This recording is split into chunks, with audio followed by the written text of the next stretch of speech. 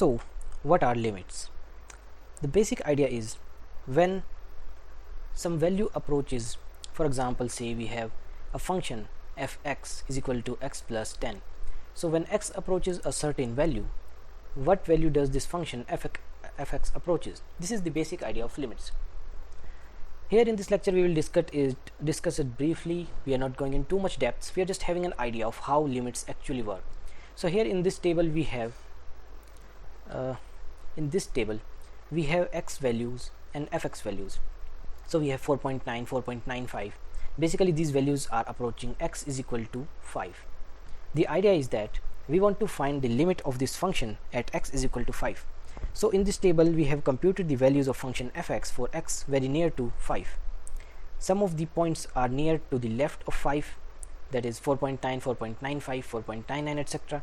And other values are to the right of 5, like 5.001, 5.01, and we have their corresponding values here.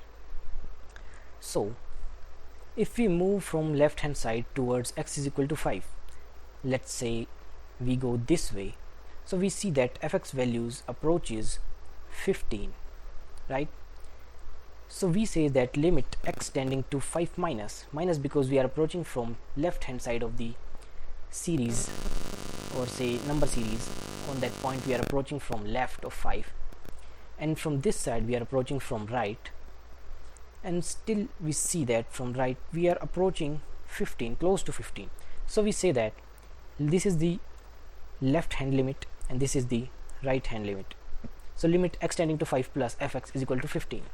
This basically means that when we approach this function parameter x, this x tends to 5, the value of this function tends towards 15. Now it's not necessary that value of this function is exactly 15. These are two different things. Okay, also let's have a look at this graph. Now this is the real graph and we are trying to find at x is equal to 5. So have a look at x is equal to 5. This graph also approaches value 15, right? So this was a brief idea. These are very simple functions because we are just starting to discuss this.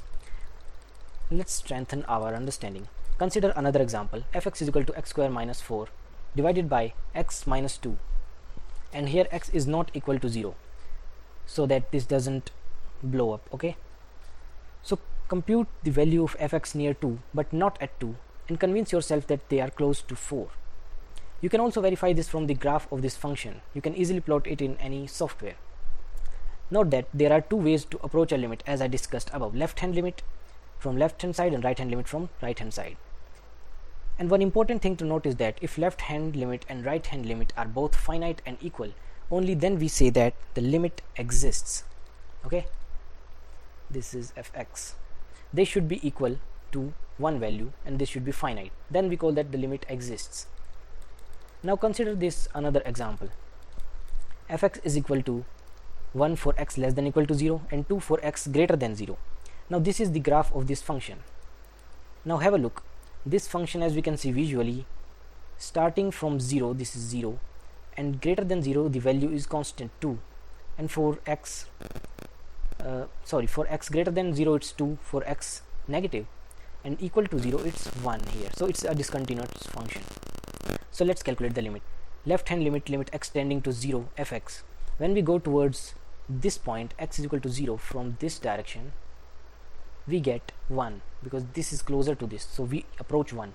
And when we come from right hand side towards this same value, we approach 2. Okay, so right hand limit becomes 2. In this case LHL is not equal to RHL, so limit does not exist.